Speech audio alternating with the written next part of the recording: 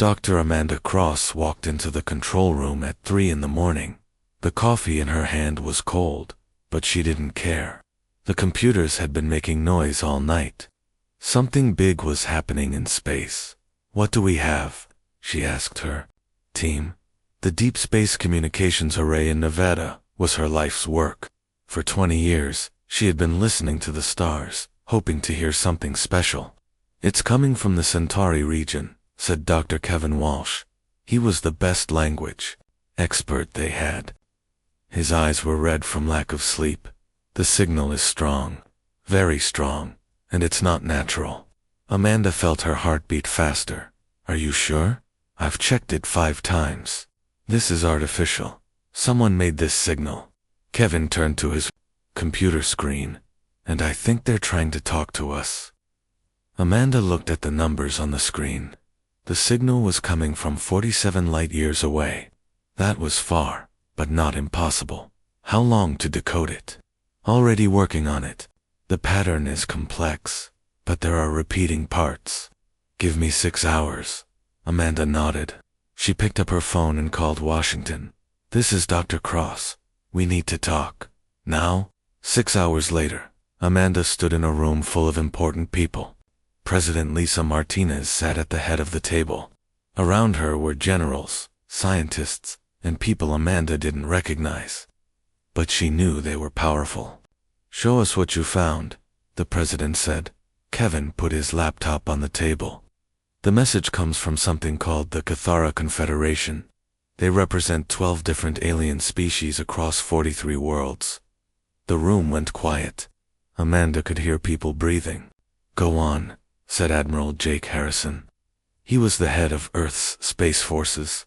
Amanda had seen him on TV many times. "They're dying," Kevin continued.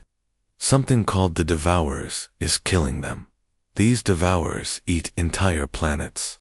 They turn everything into more of themselves." A woman, Amanda didn't know, raised her hand. "How do we know this is real?" Kevin pulled up more screens. The mathematics check out. The signal contains star maps, atomic weights, and mathematical constants. Only someone with advanced science could make this. And look at this. The screen showed a map of space. Red dots marked dead solar systems. There were 17 of them, all in a line, heading toward Earth. "The Devourers destroyed these worlds in the past 10 years, Kevin explained. "They're moving toward us. The aliens calculate they'll reach Earth in about 50 years. President Martinez leaned forward. "What do they want from us? Help evacuating their people? They've detected our radio signals. They think we might have faster-than-light communication. They want us to help them find safe places to run." Admiral Harrison looked confused. "That's all. They just want us to help them run away." "That's what the message says. They call it their final plea. They've tried everything else. Their weapons don't work. Their technology can't stop the Devourers. They're asking for help from anyone who will listen." Amanda watched the faces around the table. Some people looked scared. Others looked thoughtful. But a few people looked like they knew something the others didn't. One of these people was Commander Alex Stone. Amanda had never seen him before, but his uniform was different. It had symbols she didn't recognize. "Mr. President," Commander Stone said, "I need to brief you on something classified. We should clear the room." "No," President Martinez said. "Dr. Cross and Dr. Walsh found this. They stay. Everyone else who isn't on the Security Council, please leave." Half the people in the room left. Amanda felt nervous. What was she about to hear? Commander Stone opened a briefcase. Inside were files marked with red stamps. 30 years ago, we detected the first alien signals. Not this one. Earlier ones. We've been listening to space traffic for decades. Amanda's mouth fell open. "You knew about aliens. We suspected. We heard communications between different star systems. We couldn't understand them, but we knew they were there. So we started preparing." "Preparing for what?" Admiral Harrison asked. "For this day we created Project Starforge. We've been building tools and weapons based on what we learned from listening to alien communications. We've been getting ready for the day when we would meet them. Commander Stone pulled out photographs. They showed huge ships in space, ships bigger than anything Amanda had ever seen. We have a fleet, he said simply. 200 ships, each one armed with the most advanced weapons we could build. We've been testing them in secret for 15 years. President Martinez looked at the photos. These are real. Yes, ma'am. Captain Ryan Burke commands the lead ship. We call it the Thunderstrike. It's ready to launch on your orders. Amanda felt dizzy. You're talking about going to war. We're talking about survival, Commander Stone replied. These devourers won't stop with the aliens. They'll come for us too. The question is, do we wait for them to arrive, or do we help our new alien friends and fight them where they are? The president was quiet for a long time. Finally, she spoke. How long would it take to reach the alien worlds? 3 weeks with our fastest ships. And you think we can actually fight these devourers? Commander Stone smiled. Ma'am, we've been preparing for this fight for 30 years. We've studied every signal, every piece of information we could find. We know things about space warfare that even the aliens don't know. Amanda found her voice. The aliens have been fighting for 3 centuries. They have technology we can't even imagine. If they can't win, how can we? Because, Commander Stone said, we think differently. We prepare differently. We fight differently. The aliens built their civilization on order and predictability. We built ours on chaos and adaptation. That's our advantage. President Martinez stood up. I need to think about this. Commander Stone, prepare your fleet. Dr. Cross, keep monitoring that signal. If more messages come in, I want to know immediately. As people started to leave, Amanda grabbed Commander Stone's arm. Are you really going to fight these things? He looked at her with serious eyes. Dr. Cross, 30 years ago, we decided that if we ever met aliens, we would be ready. Not just to defend ourselves, but to help them too. That's what makes us human. Amanda walked back to her control room. Outside, the sun was rising over the Nevada desert. She looked up at the stars, still visible in the dawn sky. Somewhere out, their entire civilizations were dying, and somehow, Earth was about to try to save them. She had always dreamed of making contact with aliens. She just never imagined it would be like this. 3 days later, President Martinez spoke to the world. People everywhere stopped what they were doing to watch their televisions and phones. The message was simple. Earth was not alone. We have received contact from an alien confederation, she said. They are asking for our help against a terrible enemy. Today, I can tell you that we are ready to help them. The president explained about Project Starforge. She showed pictures of the secret space fleet. She told the world that, for 30 years, governments had been preparing for this moment. Not everyone was happy about the secrets. But when people learned about the devourers, they understood. Earth needed to be ready. Captain Ryan Burke stood on the bridge of the Thunderstrike. Through the window, he could see the other ships in the fleet. Each one was different. Each one was built for a special job. Captain, said his second-in-command, Lieutenant Sarah Davis, we're ready to jump. Ryan nodded. Take us to the alien worlds. Maximum speed. The fleet disappeared from Earth's space in a flash of light. They were using technology that the public didn't know existed. The journey to the Cathara worlds would take 3 weeks instead of 50 years. While the fleet traveled through space, Dr. Sophie Grant worked in her laboratory. She was Earth's top expert on alien life. For years, she had been studying the signals from space, trying to understand what alien creatures might be like. The devourers are not natural, she told her team. They were created by someone. Look at this data. On her computer screen, she showed the pattern of destroyed worlds. They don't just eat planets randomly. They're looking for something specific. They take certain materials and leave others behind. Her assistant, Dr. Mike Torres, looked at the data. What are they looking for? Information. They're trying to understand how life works.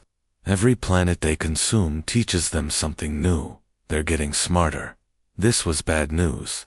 It meant the Devourers would be harder to fight than anyone thought. 20-1 days after leaving Earth, the human fleet arrived at Velthara, the strongest world in the Kithara Confederation. The aliens had been watching their approach on long-range sensors. General Katara Vel was the military leader of the Kitara forces. She was tall and thin, with blue skin and 4 arms.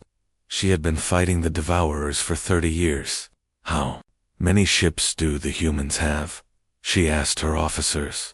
Our sensors show 200 vessels, came the reply. Katara felt surprised. 200 ships was a large fleet, but she had seen fleets of 1,000 ships destroyed by the Devourers. What kind of weapons do they carry? Unknown. The energy signatures are unlike anything in our databases. When the human fleet arrived in orbit, Katara received a message from Captain Burke. General Vel, we're here to help. Request permission to send a team to your planet. Katara agreed. She was curious about these humans. The first shuttle landed at the Kithara military base. Captain Burke stepped out, followed by Lieutenant Colonel Emma Davis and a team of human officers. Kithara studied the humans. They were smaller than Kithara, but they moved with confidence.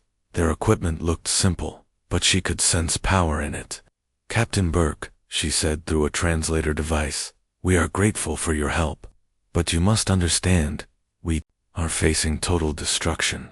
The Devourers have destroyed 17 of our worlds. Our best weapons barely slow them down. Captain Burke smiled. General, we didn't come here to slow them down. We came here to stop them. Katara felt confused.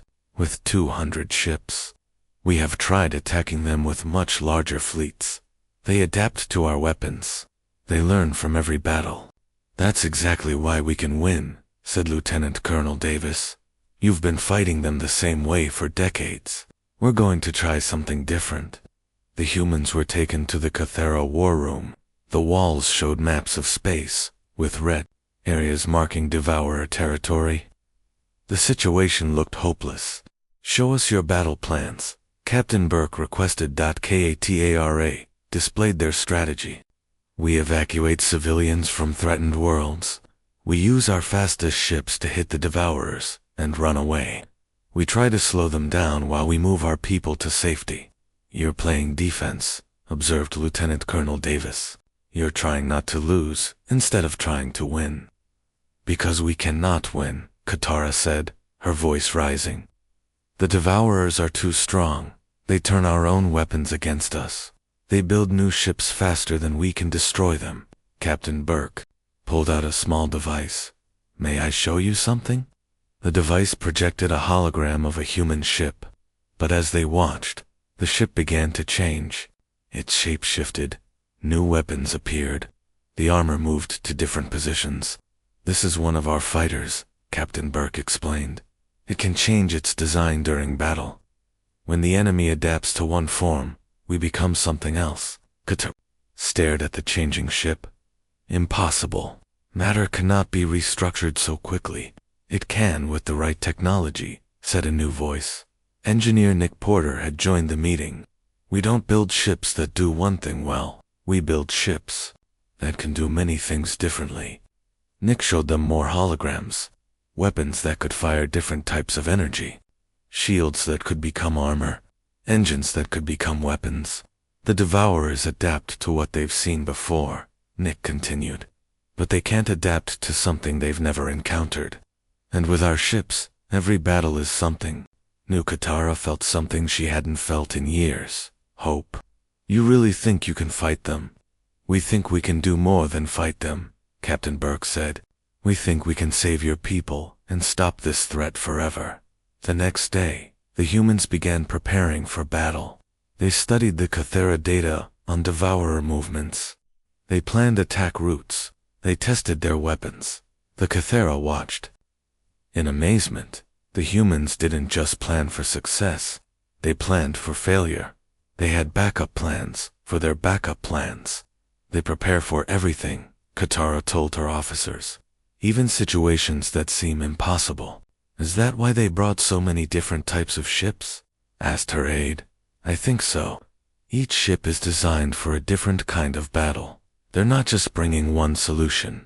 They're bringing hundreds of solutions.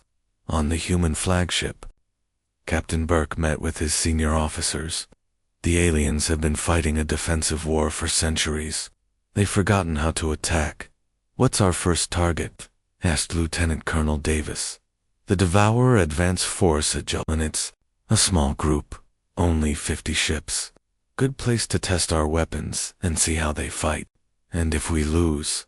Asked another officer. Captain Burke smiled.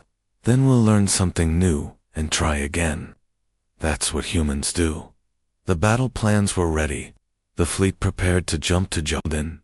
The Cathera wished them luck, but many expected the humans to die quickly. They didn't understand that humans had been preparing for this war their entire lives.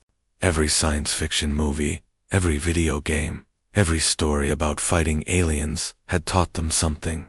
They had imagined every possible enemy and every possible solution. The Devourers were about to face something they had never encountered before, a species that was ready for anything.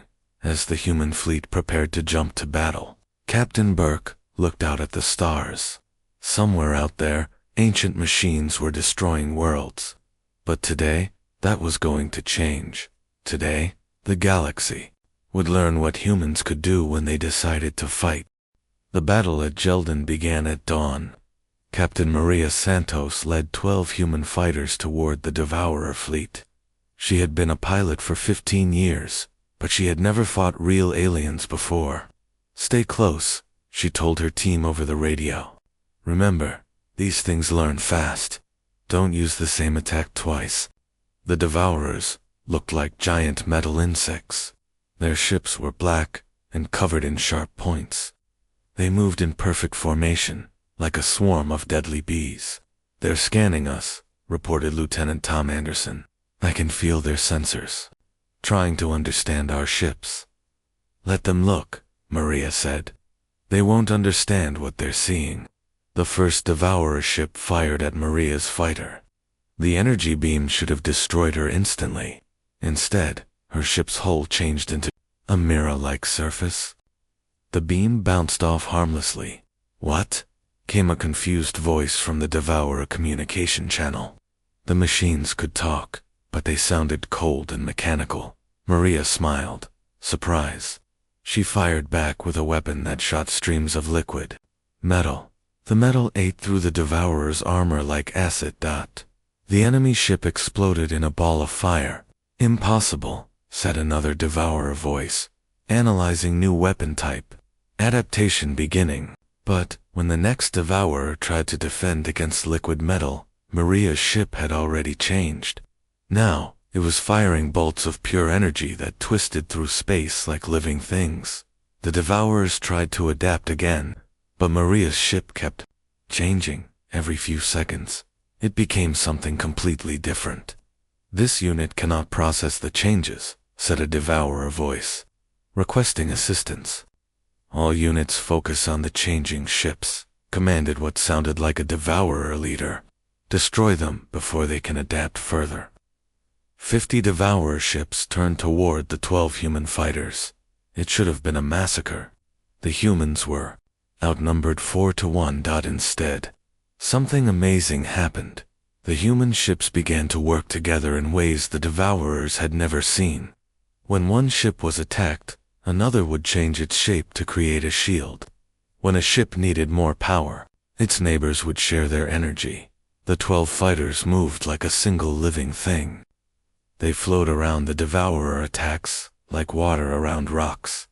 These are not individual ships, observed a Devourer voice. They function as a collective organism. Incorrect, came the reply.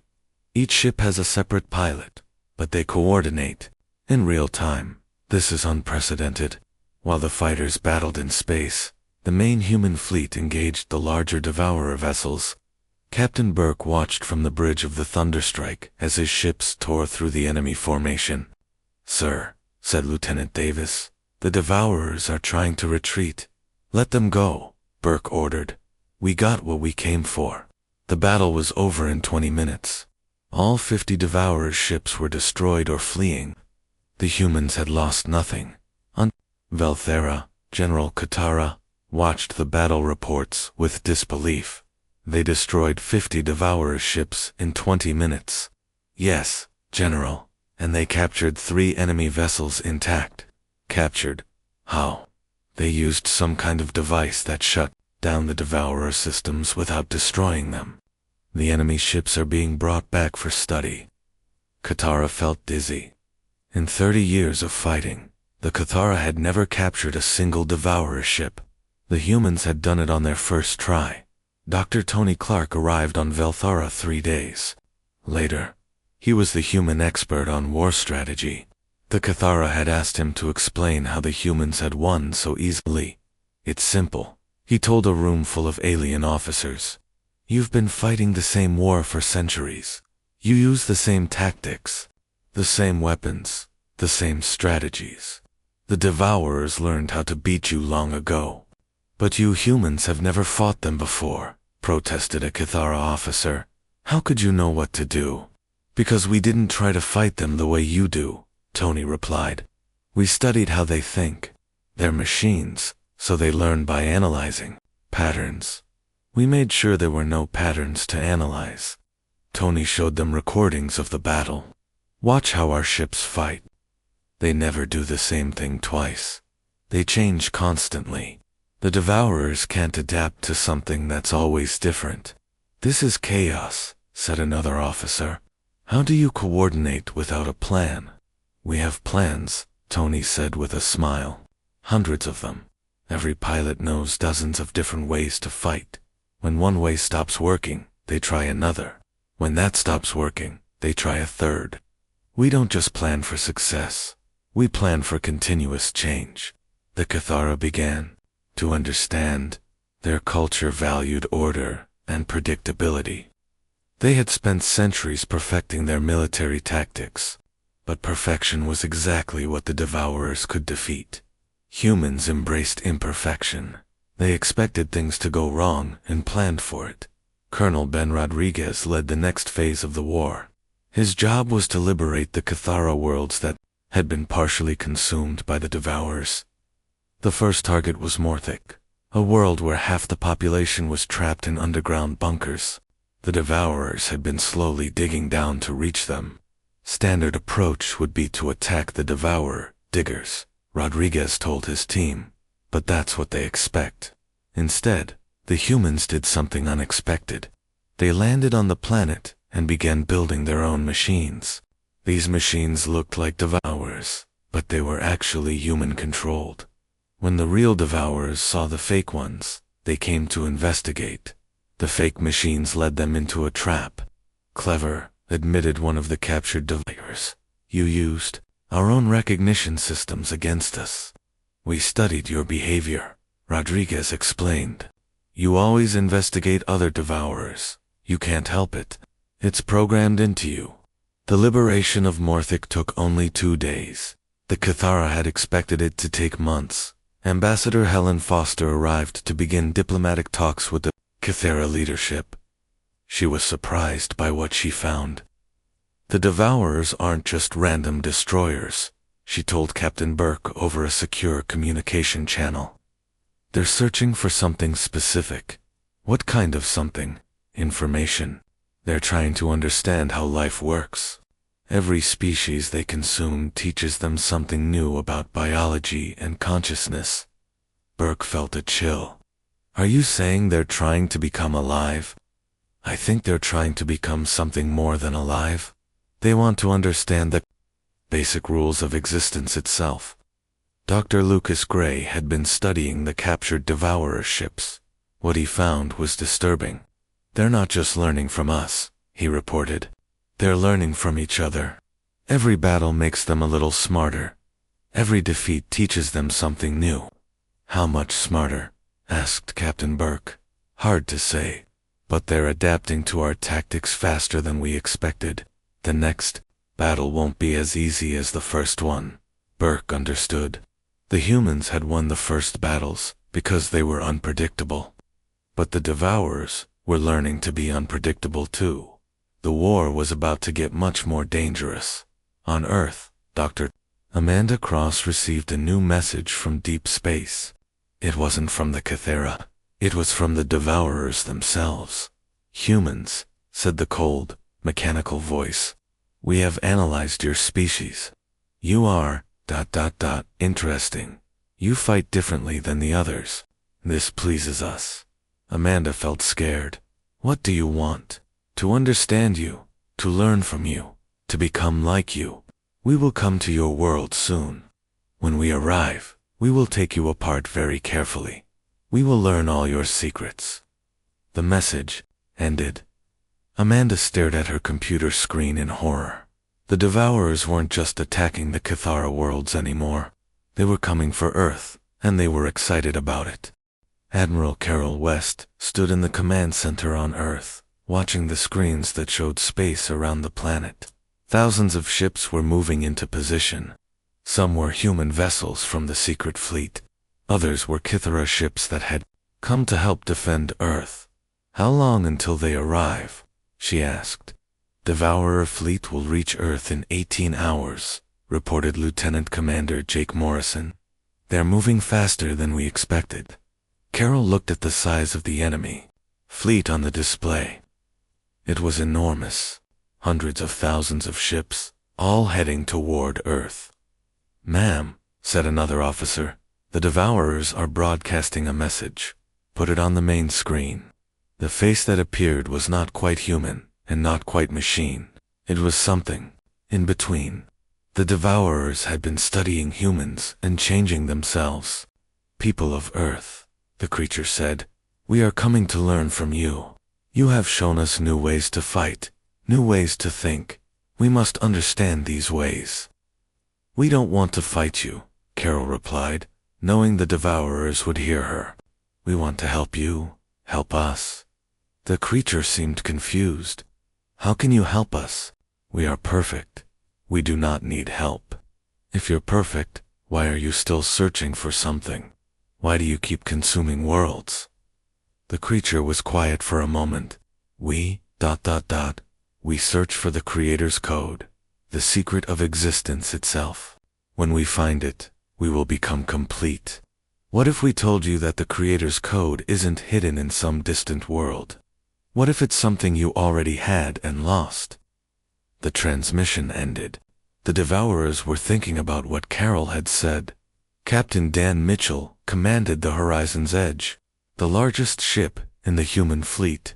It was the size of a small moon and contained factories that could build new ships during battle. "Captain," said his chief engineer, Lisa Park, "the ship is ready. All manufacturing systems are online." Dan looked out at the approaching enemy fleet. "How many ships can we build in 18 hours? If we use all our resources, about 5,000, they won't be as advanced as our main fleet, but they'll be armed and ready. Do it. We need every advantage we can get." The Horizon's Edge began producing ships at an incredible rate. Every few minutes, a new vessel rolled out of the construction bays. The Cathera had never seen anything like it. "How is this possible?" asked General Cathera, who had come to Earth to help with the defense. "We learned from watching the Devourers," Dan explained. "They can build ships quickly by converting matter directly into what they need. We developed our own version of that technology. But where do you get the materials?" Dan smiled. "From space itself. We can convert energy into matter, and matter into anything we need. It's not magic. It's just very advanced science." Dr. Rachel Kim worked in the most secret laboratory on Earth. She was preparing humanity's most powerful weapons. These weren't just advanced guns or missiles. They were tools that could change the basic rules of physics. "The gravity disruptors are ready," she reported to Admiral West. "We can create zones where gravity works differently, make objects heavier or lighter, even reverse gravity completely. What about the time dilation fields? Those are trickier. We can slow down time in small areas, but it takes enormous amounts of energy. We'll only get a few shots. And the space folders? Rachel looked uncomfortable. Those are dangerous. They can fold space so that distant objects become close. But if we make a mistake, we could accidentally tear holes in reality itself. Admiral West understood. These weapons were so powerful they could hurt the humans as much as but they might be the only way to win. The battle began when the Devourer fleet reached the edge of Earth's solar system. Commander Paul Hayes led the first wave of human defenders. Remember, he told his pilots, we're not trying to destroy them all. We're trying to buy time for the main plan. The human ships engaged the Devourers near Jupiter. The fighting was intense. The Devourers had learned from their previous defeats and were using new tactics. They're adapting faster than before, reported Captain Mary Chen. My ship changed configurations 3 times, but they're still tracking my movements. Switch to Plan 7, Paul ordered. Everyone pair up and use the mirror tactics. The human ships began working in pairs. When one ship attacked, its partner would copy the same attack from a different angle. The Devourers found it hard to defend against 2 identical attacks coming from different directions, but the enemy was learning from this too. After an hour of fighting, they began copying the human tactics. Sir, said Lieutenant Bob Parker, they're using our own mirror strategy against us. Paul realized they were running out of tricks. All ships fall. Back to Earth. Phase 2 begins now. The human fleet retreated toward Earth, with the Devourers following. This was exactly what the humans wanted. As the massive enemy fleet approached Earth, it encountered something unexpected. The space around the planet began to change. Dr. Rachel Kim activated the gravity disruptors. Suddenly, thousands of Devourer ships found themselves being pulled in different directions. Some were crushed by increased gravity. Others were flung away by reversed gravity fields. Fascinating, said a Devourer voice over the communication channels. You can manipulate gravitational fields. How? We learned from studying black holes, Rachel replied. Gravity is just curved space. If you understand the math, you can curve it any way you want. The Devourers tried to adapt to the changing gravity, but it was too chaotic. Their ships were designed for predictable physics. When the rules kept changing, they couldn't function properly. But the humans had more surprises. The time dilation fields activated next. Large areas of space around Earth began running at different speeds. Some Devourer ships found themselves moving very slowly, while others moved too fast to control. This is impossible, said a Devourer commander. Time cannot be manipulated. Yes, it can, said Admiral West. Einstein figured out the basic principles over a century ago. We just took them to their logical conclusion. The Devourers were confused and angry. They had never encountered an enemy that could change the fundamental laws of physics. But their confusion turned to fear when the humans activated the space folders. Commander Paul Hayes piloted his ship directly toward the largest Devourer vessel. It was the size of a planet and contained the enemy's main leadership. Paul, you're flying directly into their flagship, Admiral West warned. You'll be destroyed. No, I won't, Paul replied. Watch this.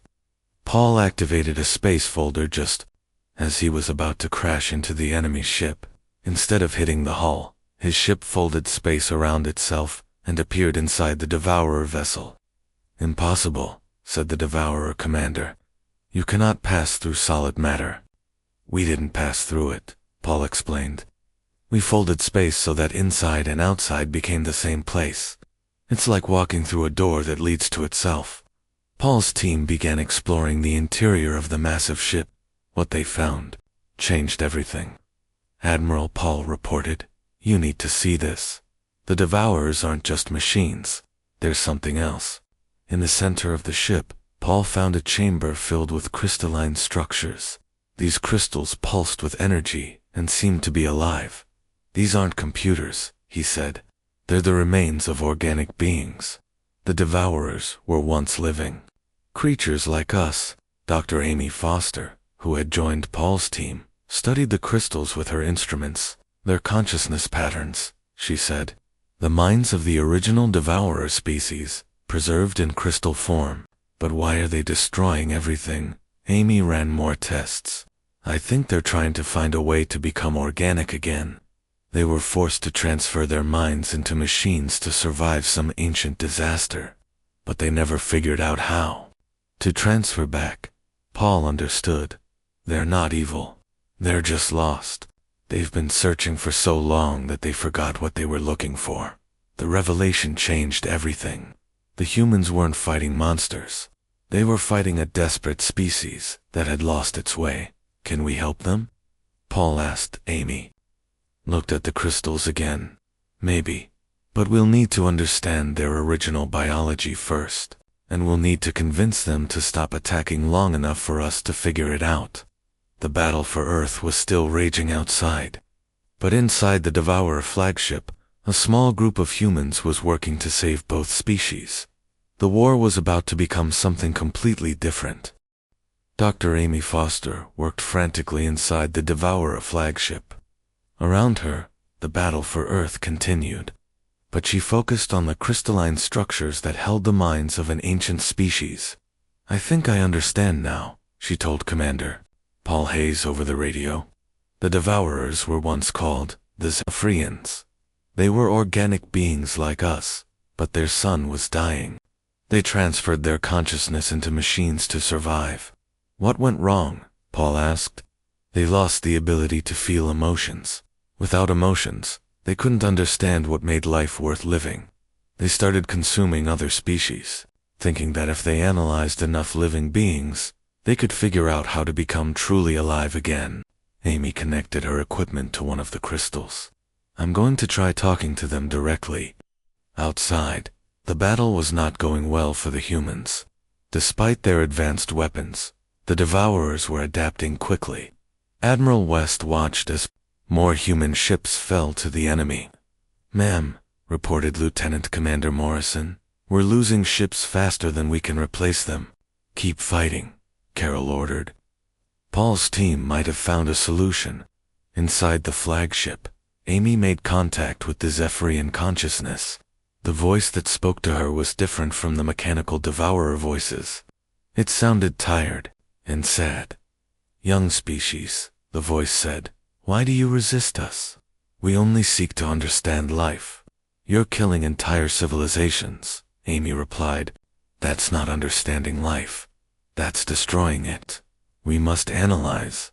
We must learn. We have forgotten what it means to be alive." "What if I told you that being alive isn't something you can learn by taking apart other living things? What if I told you that life is about growing and changing, not about having perfect knowledge?" The Zephyrian voice was quiet for a moment. "Explain." Amy thought carefully. "You transferred your minds into machines to survive. But machines don't grow or change. They just follow their programming. You've been trying to solve the problem of life, using tools that can't understand life. Then how do we become alive again? By accepting that you don't need to be perfect. By allowing yourselves to grow and change. By making mistakes and learning from them." Dr. Christine Blake, who had been working on Earth, arrived at the flagship with a team of scientists. She brought with her a revolutionary discovery. "We've been studying the Zephyrian crystals," she announced. "We think we can help them." Christine explained her findings. "The crystals contain not just their consciousness, but also their original genetic patterns. We can use these patterns to create new organic bodies for them. But that would take years," Paul protested. "We don't have years. We don't need years," Christine said with a smile. "We have Devourer technology. They can reshape matter at the molecular level. We can use their own machines to build new bodies for them." Amy turned back to the Zephyrian consciousness. "We're offering to help you become organic again. Really organic. Not just copies, but true living beings. Why would you help us? We have tried to destroy you. Because that's what living beings do, Amy replied. We help each other grow and change. We forgive mistakes. We work together to solve problems. The Zephyrian consciousness considered this. If you help us, we will stop the attack on your world. We'll help you whether you stop the attack or not, Amy said. That's what makes us different from machines. We don't just help people who can help us back. The fighting outside began to slow down. The Devourer ships were receiving new orders from their flagship. All units, cease fire, commanded the Zephyrian voice. The humans offer us something we have sought for millennia. We will listen. Admiral West couldn't believe what she was hearing. They're standing down. Yes, ma'am. All Devourer vessels are powering down their weapons. The process of creating new bodies for the Zephyrians took 3 months. Human scientists worked alongside Cathara biologists and reformed Devourer machines. It was the largest cooperative project in galactic history. Captain Steve Johnson led the first joint expedition to restore the worlds that had been consumed by the Devourers. The machines that had once destroyed planets now worked to rebuild them. It's amazing, he reported to Earth. The Devourers remember everything they took apart. They're putting it all back together, but better than before. The restored worlds were not just copies of what had been destroyed. They were improved versions, with cleaner air, healthier ecosystems, and more abundant resources. General Katara watched the restoration of her homeworld with tears in her eyes.